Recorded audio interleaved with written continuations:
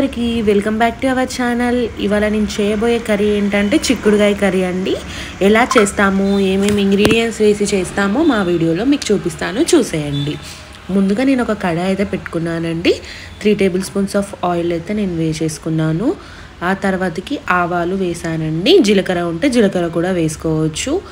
ఇప్పుడు ఒక పెద్ద ఆనియన్ అయితే కట్ చేసేసుకొని అయితే వేసానండి. ఆ తర్వాతకి గ్రీన్ చిల్లీస్ వేసాను. ఇప్పుడు జింజర్ గార్లిక్ పేస్ట్ అయితే నేను వేసేసుకున్నానండి. పసుపు వేసేసుకున్నాను. పసుపు వేసుకొని కాసేపు ఆనియన్స్ అయితే మగ్గనివ్వాలి.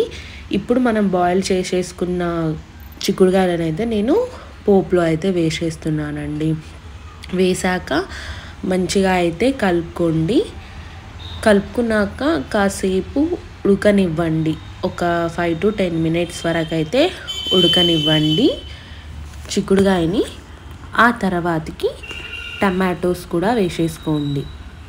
టమాటోస్ వేసుకున్న తర్వాతకి ఇలా మంచిగా అయితే కలుపుకొని ఒక 5 minutes మళ్ళీ ఉడకనివ్వండి. ఉడికిన తర్వాతకి మనం చిల్లీ పౌడర్ అయితే వేసేస్తున్నానండి. కారంలో ఉప్పు లేదు అంటే ఉప్పు వేసుకోండి.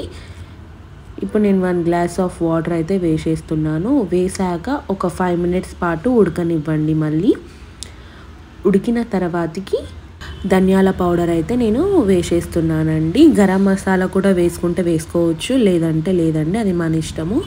ఇప్పుడు పుదీనా కొత్తిమీర ఉంటే వేసేసుకోండి. వేసుకున్నాక ఒక 1 minute పాటు ఉడకనివ్వండి.